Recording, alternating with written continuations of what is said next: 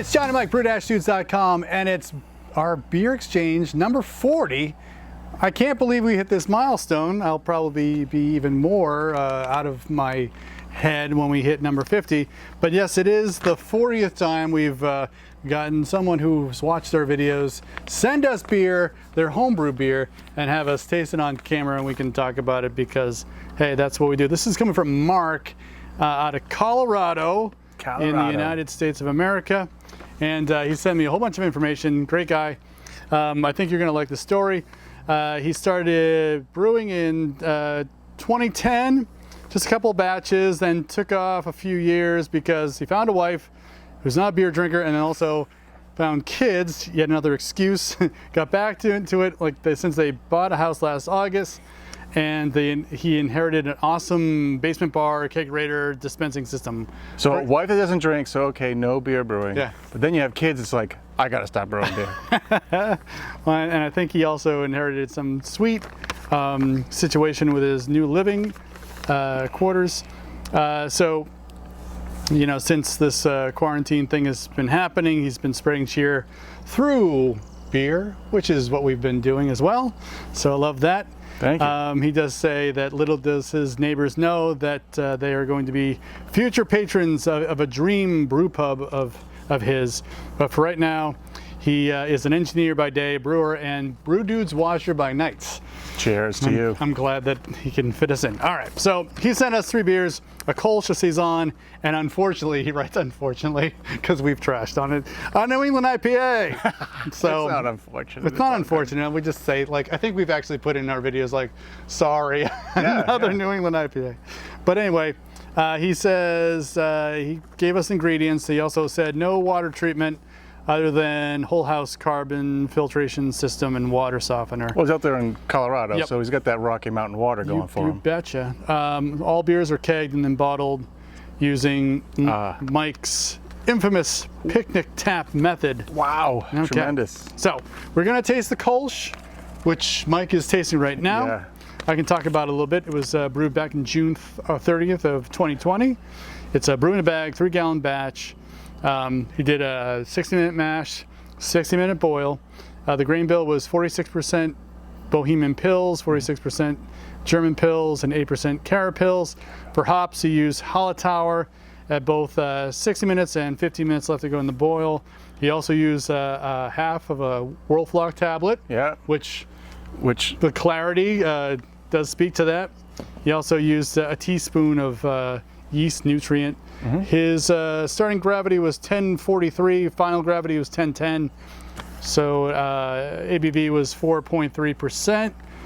The yeast he used was the German ale Kölsch yeast from White Labs. That's WLP 029. Fermented for 10 days in primary, then racked to secondary in a corny and with a DIY spunding valve. And what was the mash temp again? He said the mash temp was 153 degrees Fahrenheit. Okay, sorry, cool. guys, I didn't translate to No, Celsius. that's fine. So it's beautiful. My glass doesn't give the clarity justice. When we first poured it, mine was super, super clear. Then we poured his, and then we gave me a little bit more. And try that. Here you go. Look at that. That's super, super nice. Super clear. The malt is great. Yeah, it's that Pilsner malt. Let me back up. I think there's a very subtle fruity ester, which is classic to that yeast strain on the nose. There's a little bit of a sweetness there, and there's a little bit of a Pilsner malt, almost like a pretzel-like aroma coming off of there, right? And then the flavor is the same. There's that sweetness. It's really there's a Pilsner sweetness to it, and there's a you know, that ester still in there too. It at first it came off a little bit. I got a little bit of like a popcorn type of thing going in there, and I thought, well, maybe boil it a little bit longer or a little bit harder or something. On the flavor is where I got the like on the back of the palate. But that seems to have dissipated. So maybe whatever, if that was a sulfur type thing, maybe that's off gassed as I've played with it and continue to sniff it. So that's pretty much gone away. So I mean, that's just a thing. I think it's great. I think it's great. I think the next step for this, if he's looking for a next step, and that's just me talking, would be to maybe think a little bit more about the water chemistry, maybe mash a little lower, because I think I think it's like 90% of the way to the finish line. For me, I would just love it to be a touch crisper, and maybe a little bit different balance with sulfate chloride might bring it there. But otherwise, it is 100% like spot on, So pretty darn Kölschi. Do you think the water chemistry would help? I would like a little more spicy It might. bitterness. I'm looking at it as being like something to experiment with, to turn the screws a little bit more, taking it from like a very high scoring 30 plus into that 40 range. I think is what it just needs, a little turn of the screw. Right on, right on. All right, we're moving on to the unfortunate New England IPA. He says it's Session ? Session. So it's right up your brother-in-law's alley. So again, this is a 3-gallon batch. It's a brew in a bag, 152 degrees Fahrenheit, 60-minute mash, 60-minute boil. Grain bill is 66% Maris Otter, 10% white wheat, 7% carapils, 3% flaked wheat, and 14% flaked oats for the hops. Here we go. Here we go. I need to know. A lot of stuff. These are all with a 20-minute hop stand, nothing before the hop stand. That's beautiful. Nothing before the hop stand.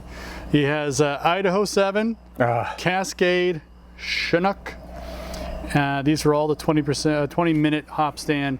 And then at day 2 of fermentation, he's got 4 different, Day 2, fermentation, Idaho 7 and Cascade. And then day 7 of fermentation, Idaho 7 and Cascade.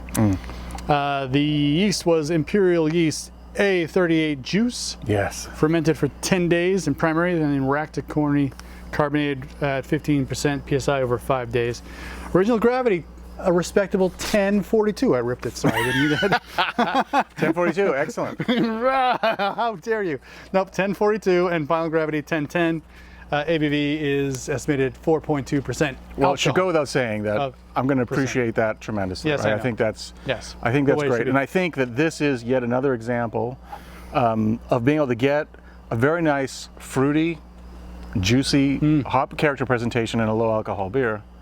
On the nose, my very first few wafts of it, I was definitely getting a really nice, well-controlled, like restrained, like a nice pine character.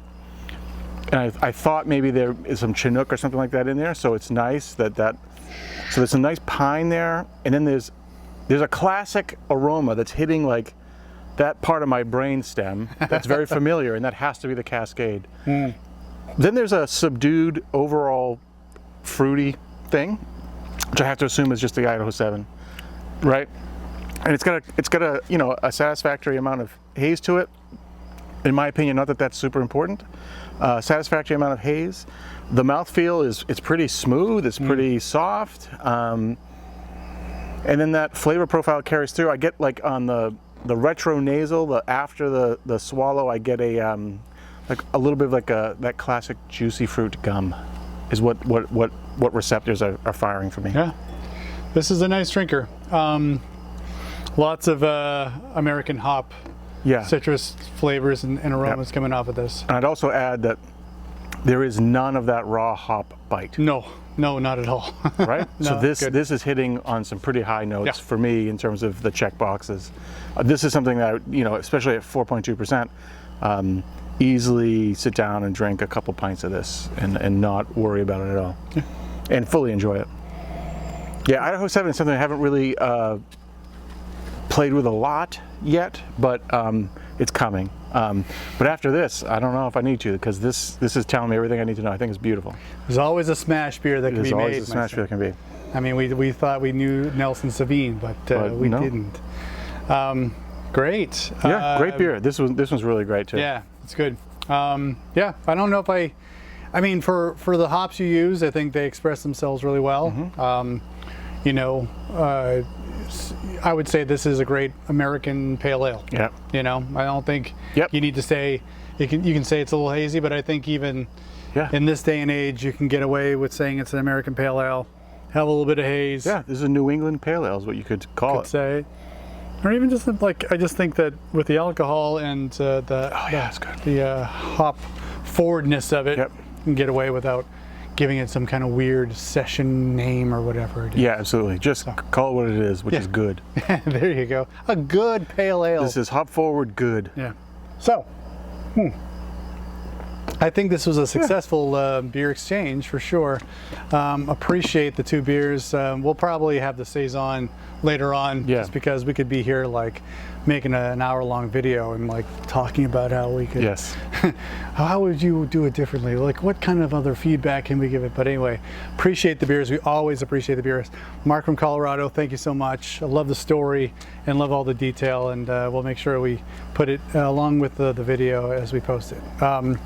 So if you'd like to share your beers with us, you can always contact us by going to our blog, brew-dudes.com/contact. You can find our email address. That's probably the best way of contacting us. Then we can figure out like all the logistics of shipping beer to us and then getting it on camera like we did with Mark's beers. If you like this video, give us a thumbs up, subscribe to our channel. We do this every week. For John and Mike, brew-dudes.com. Brew on. Cheers.